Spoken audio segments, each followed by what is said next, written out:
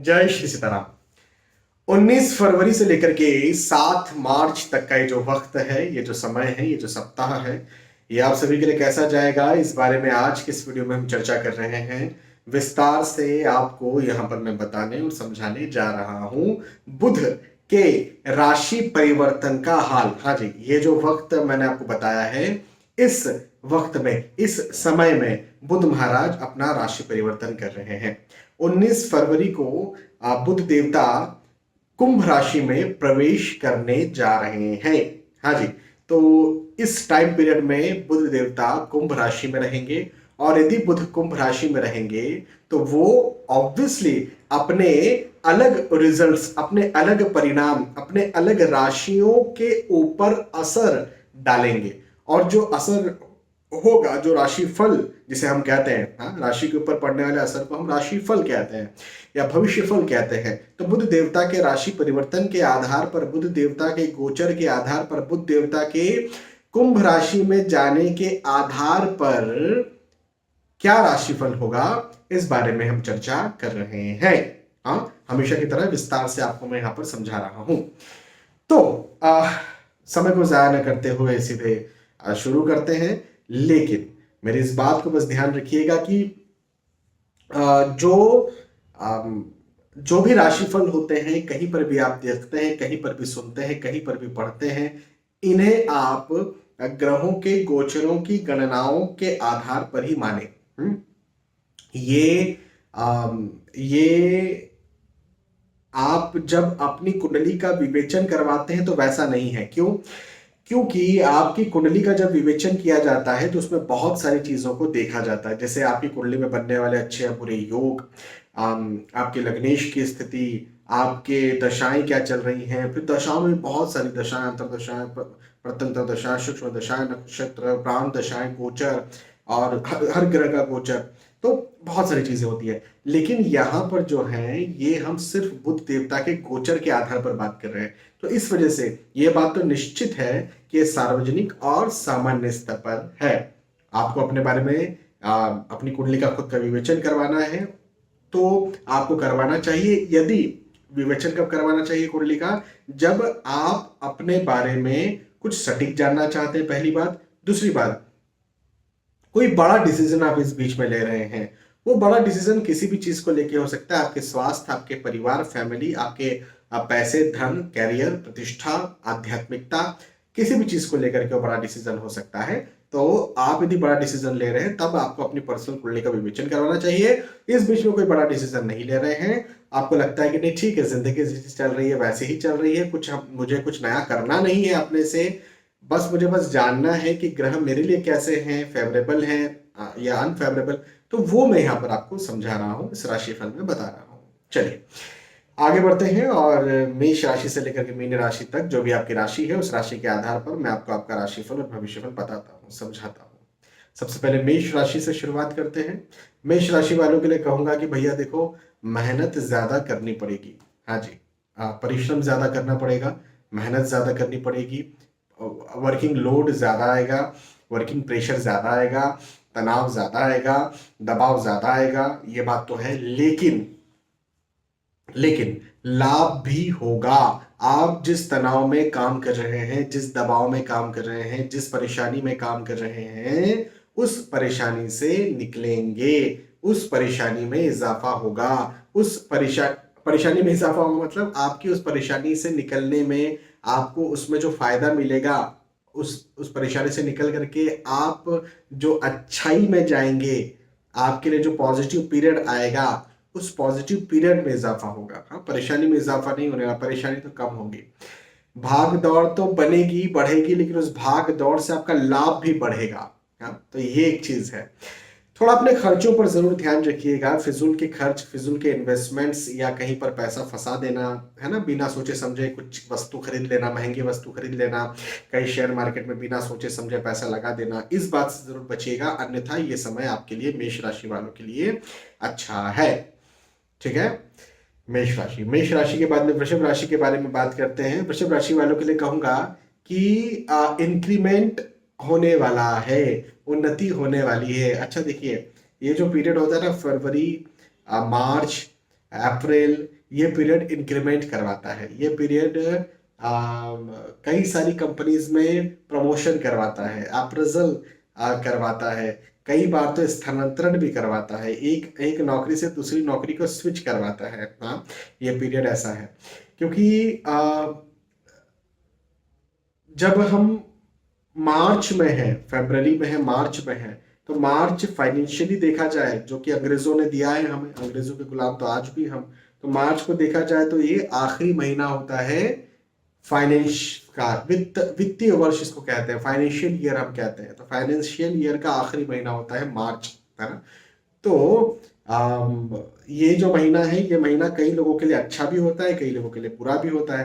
तो आपके लिए अच्छा है, लेकिन आपको इंक्रीमेंट देने वाला है, आपको उन्नति देने वाला है, आपको आगे बढ़ाने वाला है, आपके आपके नए संबंधों को बढ़ाने वाला है। आप यदि विवाह के इच्छुक है तो विवाह तय करवाने वाला है, विवाह के इच्छुक नहीं है तो नए दोस्त या नए रिश्तेदार बनाने वाला है ना। आर्थिक स्थिति अच्छी रहेगी, आर्थिक स्थिति और ज्यादा मजबूत होगी। ठीक है, चलिए वृषभ राशि। वृषभ राशि के बाद मिथुन राशि के बारे में बात करते हैं। मिथुन राशि वालों के लिए कहूंगा कि भाग्य में वृद्धि होगी, भाग्य और ज्यादा बढ़ेगा, और ज्यादा उन्नति करेगी, अब भाग्य में और ज्यादा उन्नति होगी। अब भाग्य वृद्धि का मतलब क्या होता है? भाग्य वृद्धि का मतलब ये होता है कि आप जो भी कार्य करते हैं, जो भी कार्य आप करते हैं, उन सारे कार्यों में आपको लाभ मिले। जो भी कार्य आप करते हैं उन कार्यों, वो कार्य आसानी से निकल जाए, वो कार्य आसानी से हो जाए, वो जो चीज आप पाना चाह रहे हैं वो आसानी से आपको मिल जाए।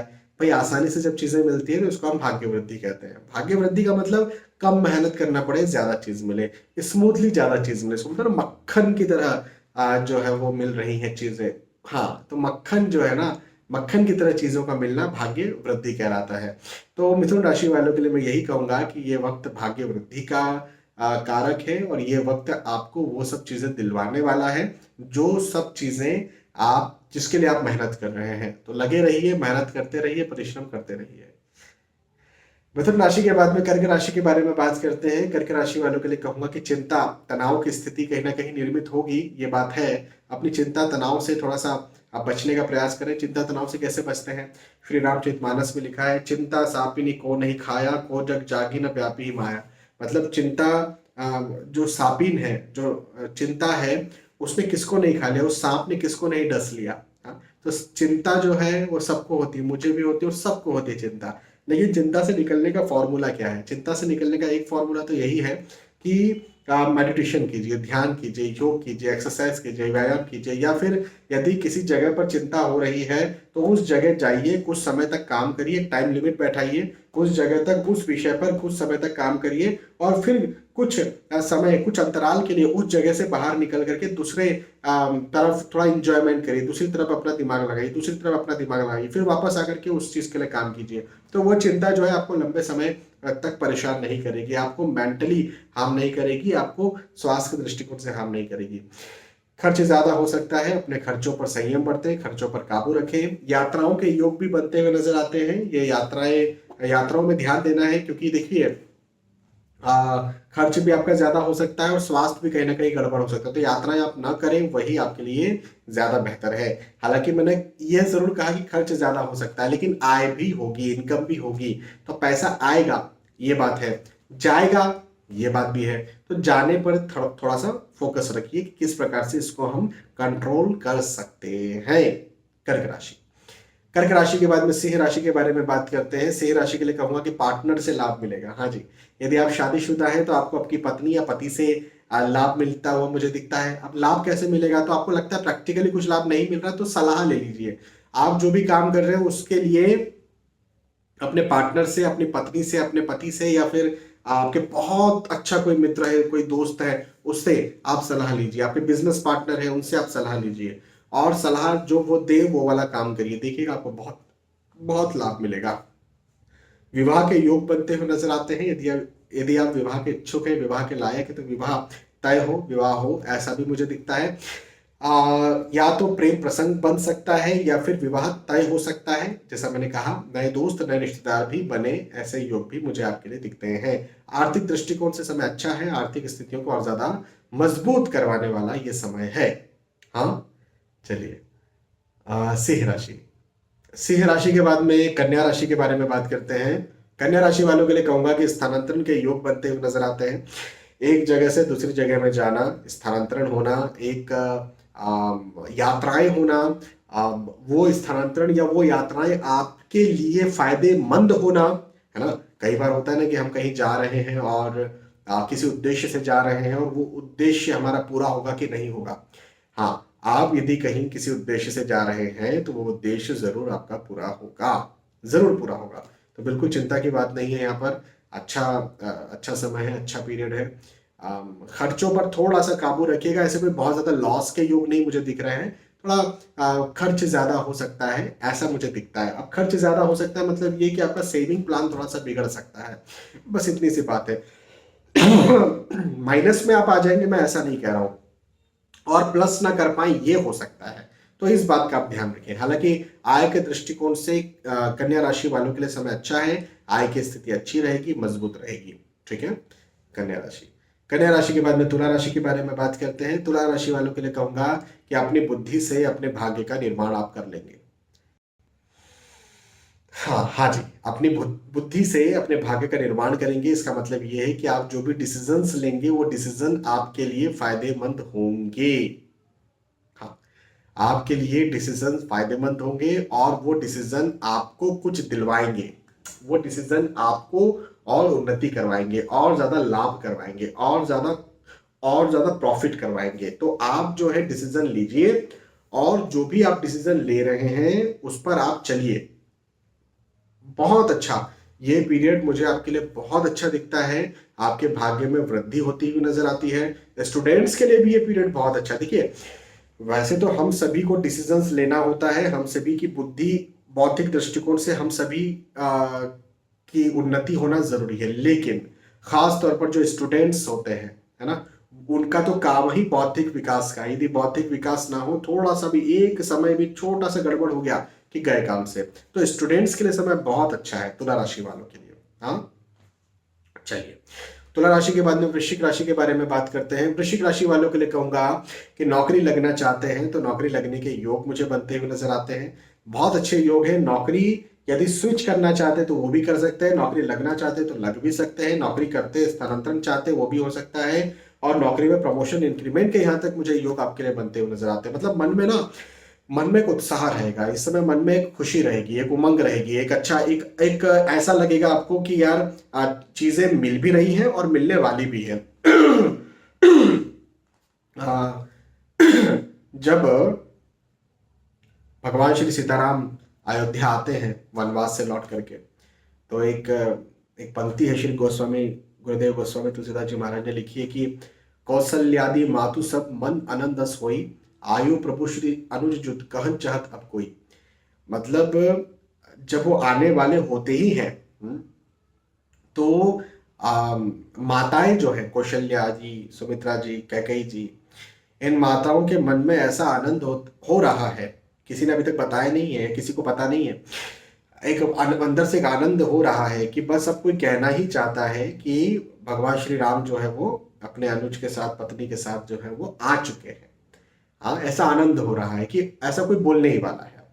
तो बस वही वाली बात यहाँ पर मुझे दिखती है कि ये जो स्थिति है आपकी, यहाँ पर मुझे उत्साह से भरी हुई नजर आती है कि अब काम होने ही वाला है और फिर हो भी जाएगा, ऐसा मुझे आपके लिए दिखता है।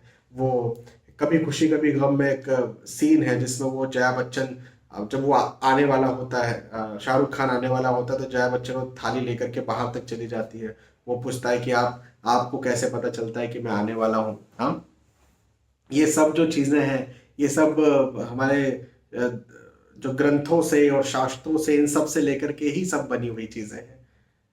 यदि अ, ये देखा जाए, बाहुबली बहुत फेमस हुई, वो क्या है? वो हमारी जो महाभारत हुई है, पांडव और कौरव, उनका जो कॉपी पेस्ट मार दिया और बाहुबली फेमस हो गई। यही है और कुछ नहीं है, नकल ही है, सब कुछ है। चलिए, तो वृश्चिक राशि। वृश्चिक राशि के बाद में बात करते हैं धनु राशि की। धनु राशि वालों के लिए कहूंगा कि भाग दौड़ ज्यादा बनने वाली है, भाग दौड़ ज्यादा बनेगी, भाग दौड़ ज्यादा रहेगी। जितनी आप मेहनत कर रहे हैं, जितना आप परिश्रम कर रहे हैं हो सकता है उतना रिजल्ट आपको ना मिले, हो सकता है उससे कम रिजल्ट आपको मिले, हो सकता है आप ऐसा महसूस करें कि यार मैं दे रहा हूं 100 और मिल रहा है 50, 70, 60, कई बार तो 10, 20, 30, ऐसी स्थितियां निर्मित हो सकती है। लेकिन चिंता की बात नहीं, देखिए हमेशा ऐसा नहीं होता है। कई बार जब आप मेहनत करते हैं तो ऐसी स्थितियां निर्मित हो जाती है कि आपको उसके बदले में फल ना मिले, जैसा ये वक्त है। लेकिन इस समय की गई मेहनत आने वाले वक्त में आपको फल दिला देगी, इतना मैं आपसे यहाँ पर कह सकता हूँ। धनु राशि वालों के लिए मैं ये कहूंगा कि यह वक्त थोड़ा आपको कम लाभ दिलवाएगा, लेकिन ये वक्त आपको बहुत कुछ सिखा कर जाएगा। और यदि ये वक्त आपको सिखा कर जाएगा तो मेरा कहना आपसे यहाँ पर यह बनता है कि मेहनत करते रहिए, परिश्रम करते रहिए, पॉजिटिव रहिए, और जिस चीज के लिए आप आगे बढ़ रहे हैं उस चीज में बढ़ते रहिए, आपको लाभ ही मिलेगा। हाँ, आने वाले वक्त में लाभ मिलेगा, ठीक है। इस समय आपको चाहे लाभ ना मिले, आने वाले वक्त में मिलेगा, लेकिन मिलेगा, ठीक है। धनु राशि के बाद में मकर राशि के बारे में बात करते हैं। मकर राशि वालों के लिए कहूंगा कि धन में वृद्धि के योग मुझे बनते हुए नजर आते हैं। आप जो भी कार्य करते हैं उन सारे कार्यों में आपको उन्नति होगी, धन बढ़ेगा। नौकरी, व्यवसाय, प्रोफेशन में आपके उन्नति के योग मुझे बनते हुए नजर आते हैं। ओवरऑल ये वक्त धन के दृष्टिकोण से मकर राशि वालों के लिए बहुत अच्छा दिखता है। धन के दृष्टिकोण से यह वक्त कुछ दिलवाता हुआ नजर आता है। धन के दृष्टिकोण से यह वक्त आपको और ज्यादा मजबूत करता हुआ नजर आता है। ये समय मुझे आपके लिए बहुत अच्छा दिखता है। इस समय का भरपूर लाभ उठाइए। यदि आप नौकरी कर रहे हैं, यदि आप व्यवसाय कर रहे हैं, यदि आप कोई बिजनेस कर रहे हैं, यदि आप प्रोफेशनल हैं, जरूर ध्यान दीजिए अपने धन पर, जरूर ध्यान दीजिए अपने कैरियर पर, जरूर ध्यान दीजिए अपने इंक्रीमेंट पर, जरूर ध्यान दीजिए अपने प्रमोशन पर, जरूर ध्यान दीजिए अपने, यदि आप स्विच करना चाहते हैं, एक जॉब से दूसरी जॉब में जाना चाहते हैं, तो जरूर ध्यान दीजिए अपनी जॉब पर। क्योंकि आप जो स्विच करेंगे तो पॉजिटिवली स्विच होगा, उन्नति के साथ स्विच होगा। आप जो स्विच करेंगे उससे आपको लाभ मिलेगा। ये वक्त मुझे आपके लिए बहुत अच्छा दिखता है। इस समय का भरपूर लाभ उठाइए, स्पेशली कैरियर के दृष्टिकोण से। पढ़ाई लिखाई के दृष्टिकोण से भी समय बहुत अच्छा है, पारिवारिक दृष्टिकोण से भी समय बहुत अच्छा है।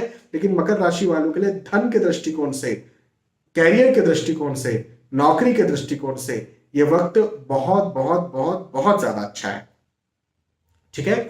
मकर राशि, मकर राशि के बाद में कुंभ राशि के बारे में बात करते हैं। कुंभ राशि वालों के लिए कहूंगा कि डिसीजन मेकिंग पावर बहुत ज्यादा स्ट्रांग होगा। हाँ जी, आप जो डिसीजन लेंगे वो डिसीजन आप अच्छा ले पाएंगे, स्ट्रांगली ले पाएंगे, और आप जो डिसीजन लेंगे उसका आपको बहुत अच्छा लाभ मिलेगा, मैं ये कहूंगा। देखिए, डिसीजंस अच्छा लेने की जरूरत हम सबको है, लेकिन जो स्टूडेंट्स होते हैं उनकी बौद्धिक क्षमताओं का विकास तो सबसे ज्यादा जरूरी होता है। हाँ, हर पल हर समय उनको टेस्ट देना है, एग्जाम देना है, वगैरह वगैरह। तो ये भी कह सकते हैं कि कुंभ राशि वालों के लिए यदि आप स्टूडेंट हैं तो ये समय विशेष तौर पर अच्छा मुझे दिखता है। तो बैठे मत रहिए, डिसीजंस लीजिए, अच्छे निर्णय लीजिए और सफल बनिए। कुंभ राशि, और कुंभ राशि के बाद में फाइनली मीन राशि के बारे में बात करते हैं। तो मीन राशि वालों के लिए कहूंगा कि स्थानांतरण के योग बनते हुए नजर आते हैं, यात्राओं के योग बनते हुए नजर आते हैं। उत्साह मन में बना रहेगा, बढ़ेगा, उत्साह और ज्यादा बढ़ेगा, हर्ष और ज्यादा बढ़ेगा, उन्नति यहाँ पर मिलने वाली है। धन के दृष्टिकोण से भी उन्नति मिलेगी, आय के दृष्टिकोण से भी उन्नति मिलेगी, और प्रतिष्ठा भी बढ़ेगी। ये समय आपकी प्रतिष्ठा को बढ़ाता हुआ मुझे नजर आता है। मीन राशि वालों के लिए विशेष तौर पर मैं कहूंगा कि प्रतिष्ठा में वृद्धि होगी, सम्मान में वृद्धि होगी। तो जो भी कार्य आप कर रहे हैं उस कार्य में सम्मान में वृद्धि होगी, और जो कार्य आप कर रहे हैं यदि उसमें सम्मान में वृद्धि हो रही है तो इसका क्या मतलब है? इसका मतलब है कि आपको लाभ मिलेगा। तो बुध महाराज इस राशि परिवर्तन के आधार पर, इस राशि परिवर्तन के कारण आपके लिए, मीन राशि वालों के लिए सौगातें लेकर के आए हैं। मेहनत कीजिए, पॉजिटिव रहिए, जो निर्णय आप ले रहे हैं लीजिए, कॉन्फिडेंटली लीजिए और सफल बनिए। हाँ, तो यहां पर मीन राशि वालों के बारे में बात की थी। मेष राशि से लेकर के मीन राशि तक जो भी आपकी राशि थी उस राशि के आधार पर मैंने आपको समझाया और बताया कि आपके लिए बुध देव का ये जो राशि परिवर्तन है ये क्या असर लेकर के आया है। बहुत बहुत धन्यवाद। फिर मिलेंगे आने वाले वीडियोज और एपिसोड्स में। तब तक के लिए आज के इस वीडियो आपसे विदा चाहूंगा। जय श्री सीताराम।